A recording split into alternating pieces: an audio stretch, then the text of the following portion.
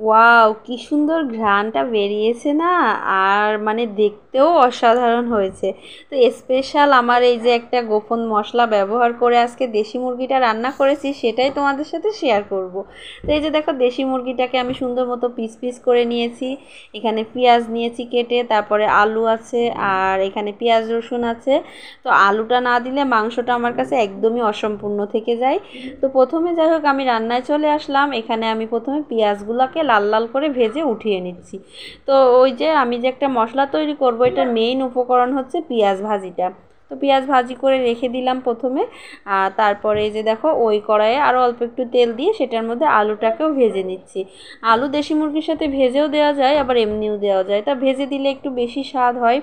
তো তারপরে এই যে দেখো, তেলের মধ্যে একটু তেজপাতা ফোড়ন দিয়েছি, দিয়ে মশলাগুলো দিয়ে দিলাম। মশলা বলতে এখানে আমি একটু জয়িত্রী বাটা আর পেঁয়াজ রসুন আদা জিরা ধনিয়ার গুঁড়া ব্যবহার করেছি। আর শুকনো লঙ্কার গুঁড়া তো আছেই, দিয়ে তারপরে মুরগিগুলোকে দিয়ে ভালোভাবে কষিয়ে নিচ্ছি এখন। আর দেশি মুরগিটাকে কিন্তু যত ভালোভাবে কষানো হবে ততটাই কিন্তু স্বাদ বের হবে এটার। আর অনেকে দেখছি প্রেশার কুকারে 2-1টা সিটি দিয়ে ঝটপট নামিয়ে নেয়, কিন্তু ওইভাবে রান্না করলে না আমার কাছে যেন মজা লাগে না। এইভাবে আস্তে আস্তে কষিয়ে কষিয়ে রান্না করলে এটার স্বাদটা কিন্তু অন্যরকম হয়। তো আলুগুলা দিয়েও আরও কিছুক্ষণ কষিয়ে নিচ্ছি। দেখো, তোমাদের সাথে আমি কিন্তু পুরোটাই শেয়ার করিনি, আমার কিন্তু আরও অনেকটা সময় লেগেছিল। তো এখন একটু গরম জল করে রেখেছিলাম অপোজিট চুলাতে, তো সেই গরম জলটা দিয়ে দিলাম। যে কোনো রান্নায় যদি গরম জল ব্যবহার করা যায় তাহলে কিন্তু রান্নার স্বাদটা বেশি ভালো হয়। তো যাই হোক, এখন আমি মশলাটাকে রেডি করে নিই। ওদিকে মাংসটা ঢাকা দিয়ে দিয়েছি। ওই যে পেঁয়াজটা প্রথমে ভেজে নিয়েছিলাম ওটাকে বেটে নিয়েছি। আর এখানে নিয়েছি 1 চামচ ভাজা জিরা গরম মশলা, তারপরে একটু চিনি দিয়েছি, আর দিলাম সরিষার তেল। দিয়ে ভালোভাবে আমি মশলাটাকে এখন মিক্স করে নিচ্ছি। তো দেখো, এটা কিন্তু সম্পূর্ণ মাংসটা যখন আমার সিদ্ধ টিদ্ধ কমপ্লিট হয়ে যাবে, রান্না পুরো রেডি, তখন কিন্তু এই মশলাটাকে ব্যবহার করতে হবে।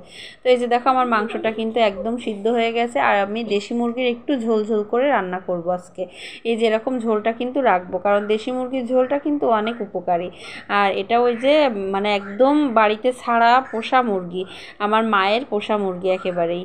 তো যাই হোক, এই যে দেখো, মাংসটা কিন্তু আমার রান্না রেডি। এখন একটু টক বগিয়ে ফুটিয়ে নিচ্ছি।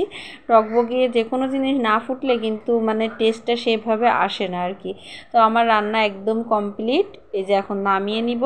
তো জাস্ট ফাইনাল লুকটা একটু দেখিয়ে দিলাম। দেখো, তেলটা কিন্তু উপরে উঠে এসেছে। এখন এই যে নামিয়ে নিচ্ছি। তোমরা এইভাবে এই মশলাটা ব্যবহার করে বাসায় একদিন ট্রাই করে দেখতে পারো, অবশ্যই ভালো লাগবে তোমাদের।